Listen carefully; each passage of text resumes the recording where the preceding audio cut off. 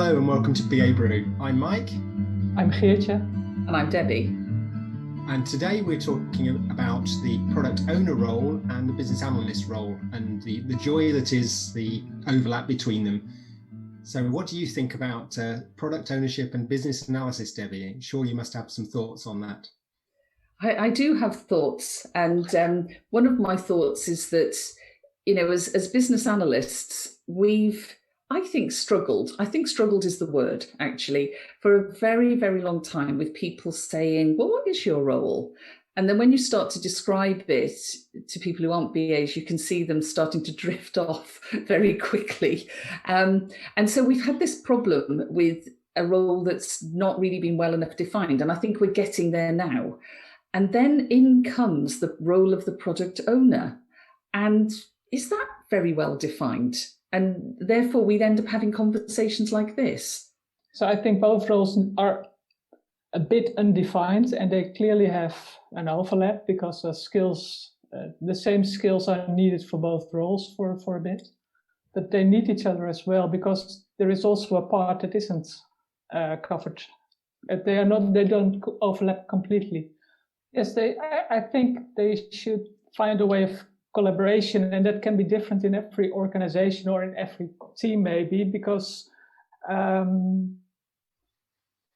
business analysts and product owners can have different backgrounds, different skills. So in one occasion, the product owner can feel more comfortable by working out refinements of user stories and more focused on the development team, where the business analyst can then have the broader view and more focused on the product vision maybe and on the business goals, where in other situations you might have a product owner who is very focused on the product roadmap and the product vision and the larger steps, and where the business analyst goes into the details of refining every feature and user story with the team. So it may differ, but I think in both occasions they need each other.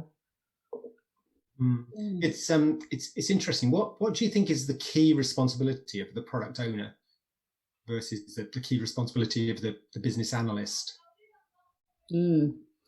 That's a very good question, isn't it? I mean, I think this is the thing really, because before the role of the product owner came along, and it's not agile in the large, is it? It's Scrum primarily. And not all organizations use Scrum. I know it is the prevalent approach, but not all. But before that came along, the product owner work, if you like, and activities, I would have expected a BA in the main to do. Because my view of business analysis has always been, well, basically, let's take over the world, people, because, you know, somebody's got to. But I've always seen it as a very, very, you know, all-encompassing role in some ways. And I think that's why what you've just pointed out, Mike, is part of the problem, because, you know, we can sort of see ourselves as that bigger picture, what's the situation, what are the options and all that.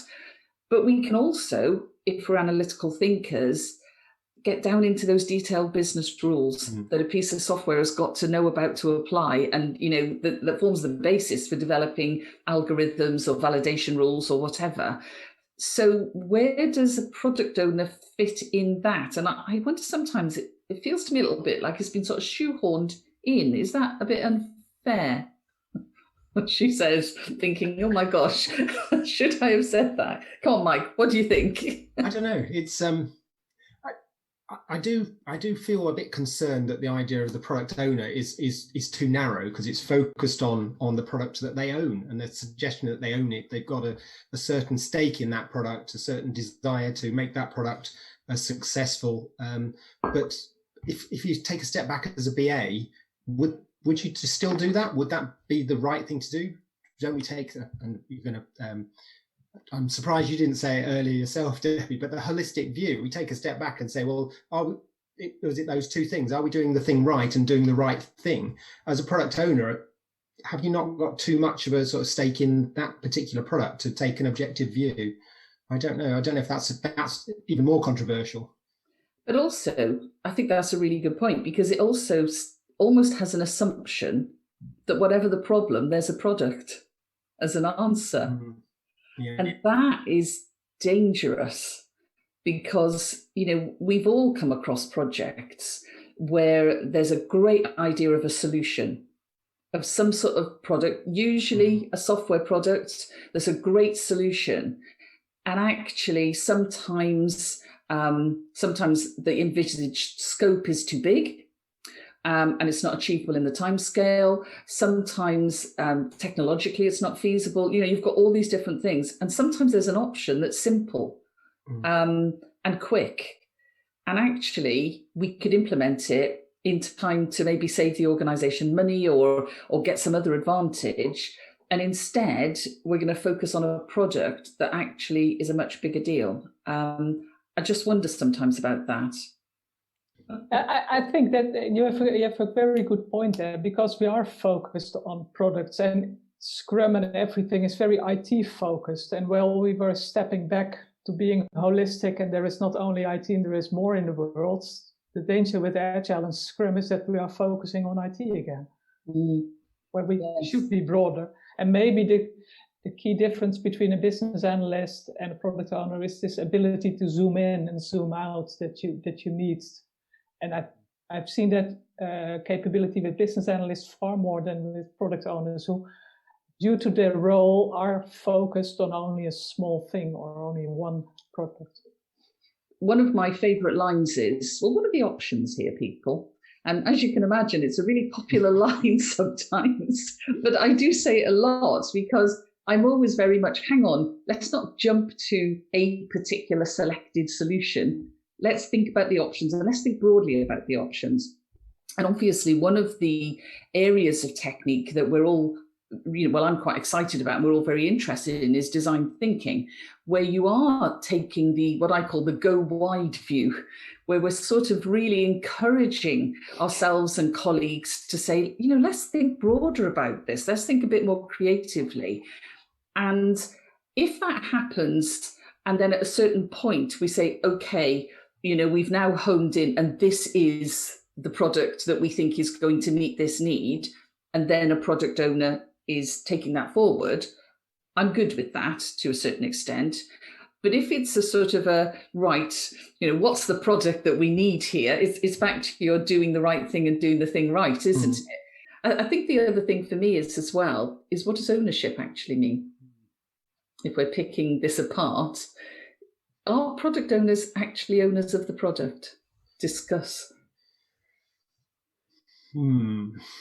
Yeah, that's a tricky one, isn't it? Because actually they've got a level of responsibility, but do they actually hold the accountability for it, or is that down to the business sponsor? I think they don't necessarily have that level of responsibility, the full accountability for it. So they're not really completely enabled there to just do whatever they want with it. Yes, I actually know of a company that at this particular point in time was using Scrum. They've since actually stopped using Scrum. This is one of the reasons why, because the product owner did a show and tell to the senior management team, and the senior management team said, "Why is this product doing this?" And the product owner said, "Because I thought that was a priority." And the senior management team said, "What gave you the authority to spend this time developing this?" Right. The product owner said, "I own the product. I'm the product owner." That's one of the pitfalls of this using Scrum. I've heard that before. And people who only read the Scrum guides, and it's nice, and it's only, I think, 19 pages or something. And then they think that product owner role is something like being king or... Yes. And they're doing all kinds of things. And then you ask them, why are you doing this? Yeah, but yes, I can decide it. I'm the product owner. So that's. So we have a more important problem to solve here. It's not the difference between the product owner and the business analyst. It's the product owner and the monarchy. They're probably more under threat from product ownership than business analysts are. Isn't it interesting though? Because we've always said with business analysts that we started off back many, many decades ago about being bridging, bringing together, translating, helping people talk to each other and communicate. And so we're very much about, that sort of collaborative view, understanding each other, making sure that different stakeholder perspectives and voices are heard. There's quite a contrast there, isn't there, when you think about it, with the concept of a person who owns in that role. And that must confer a lot of authority, but also a lot of potential for difficulties, if not conflict. Do you not think? Yeah, I would imagine so. And I guess it's all down to how well defined the responsibilities are of that product owner in that environment. If they're given the 17 pages from the Scrum Guide or whatever, and then pointed in the direction of something with a title of their product, then that's probably not enough. I think it's really interesting as well, because, in the context where we work, we do quite a lot of product development, but they're not just software products. Mm-hmm. We have a different view of product. And we do have product owners in the sense that they can make decisions, they have the authority, but equally, every one of them knows that they have to be very closely aligned to the overarching strategy and the overarching values, which I think sometimes gets a little bit lost in the product ownership discussion, as well as this sense that you've got organizational values that have to be carried out too. So I don't know if you've seen that, but to me, that's a really clear connection that has to be made, which can make it quite a tricky role.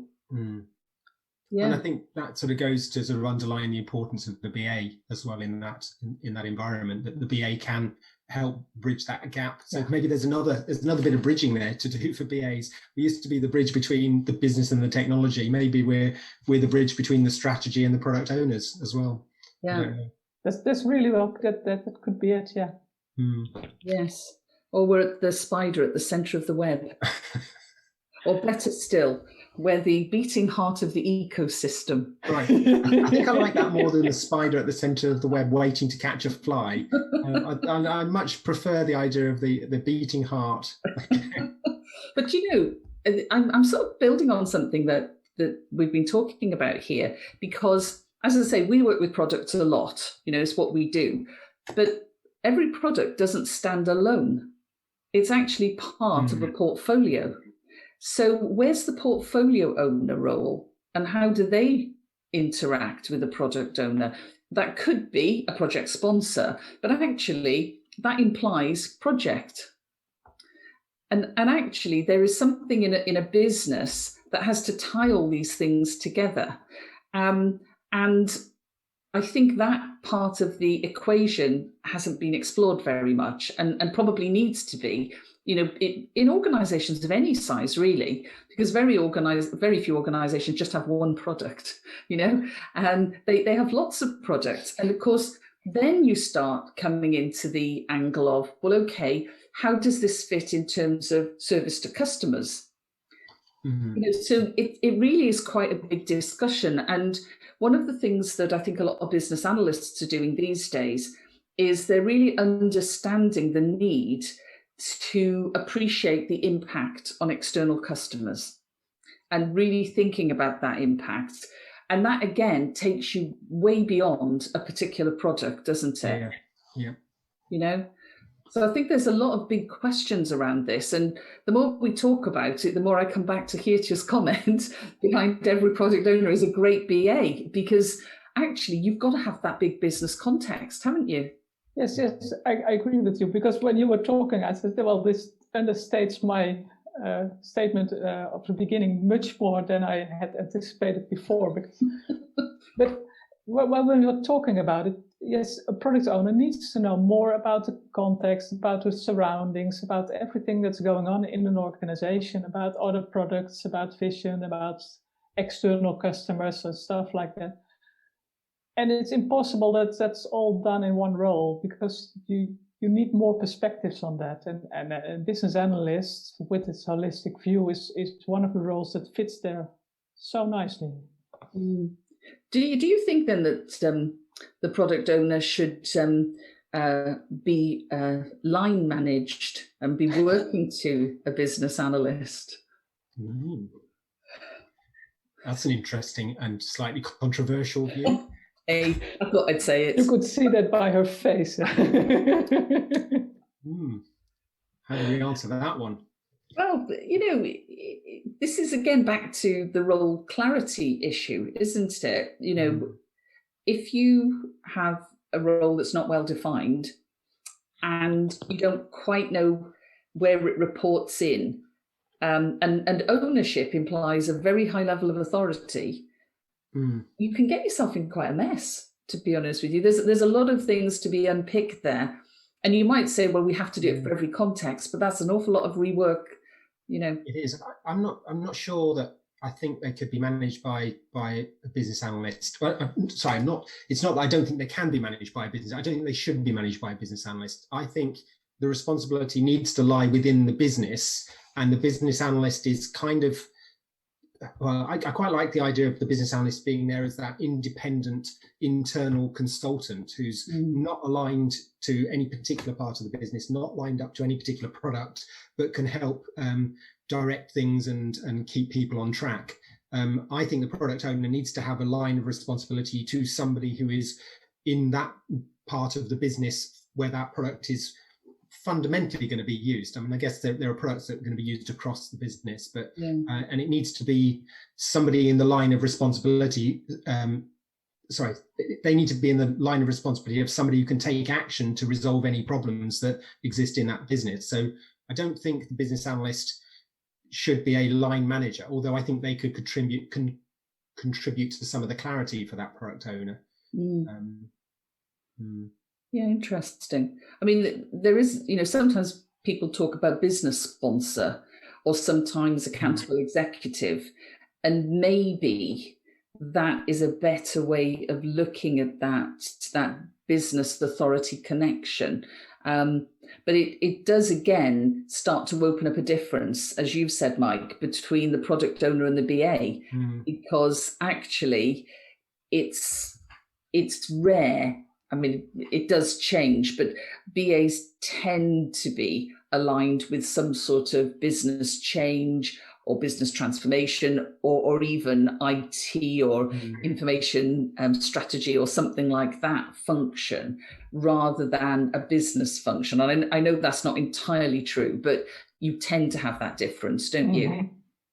Yeah, I have seen some areas where they're aligned to certain business functions, and that then causes problems when things, when you get more strategic things that cross multiple areas. So you can get some challenges there. But yeah, generally, I think most places I've been involved with, it's been more a central capability around that. Yeah. Yes. So here's another question then.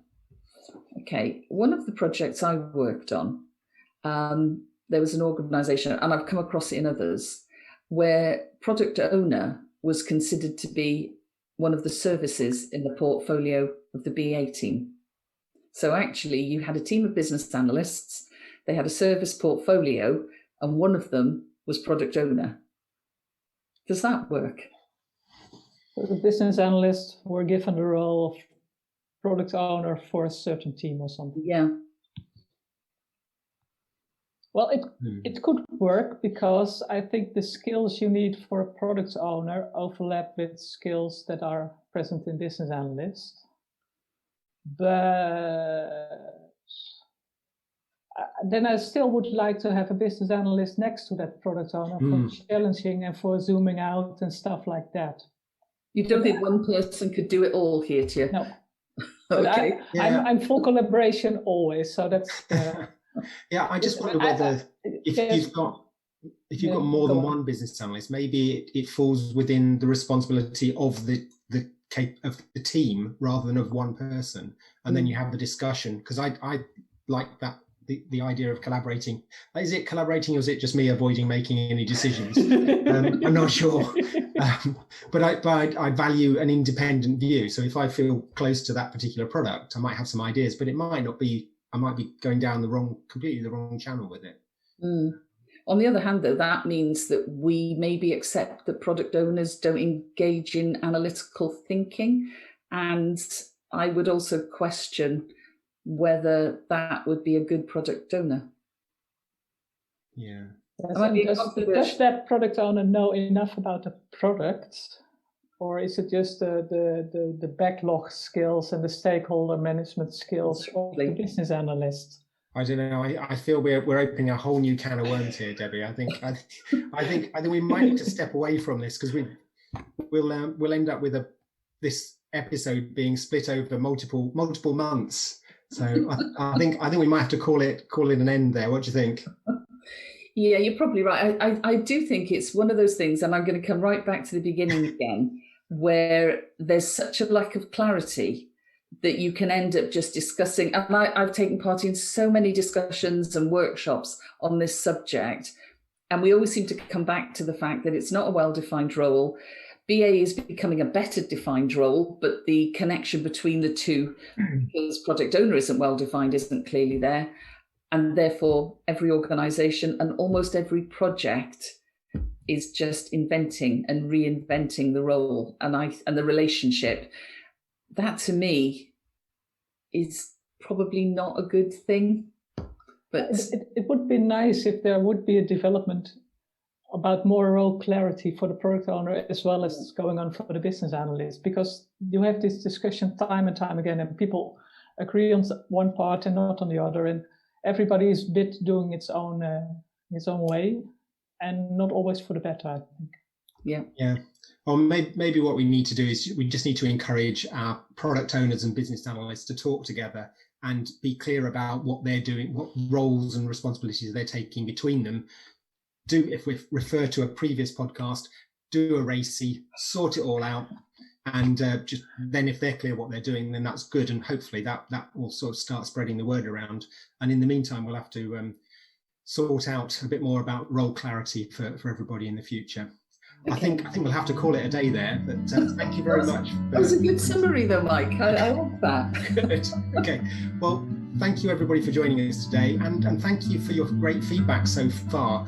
If anybody else has any ideas, we'd love to hear from you. So please drop us an email at BABrew@AssistKD.com. Thanks again, and see you again soon. Cheers all.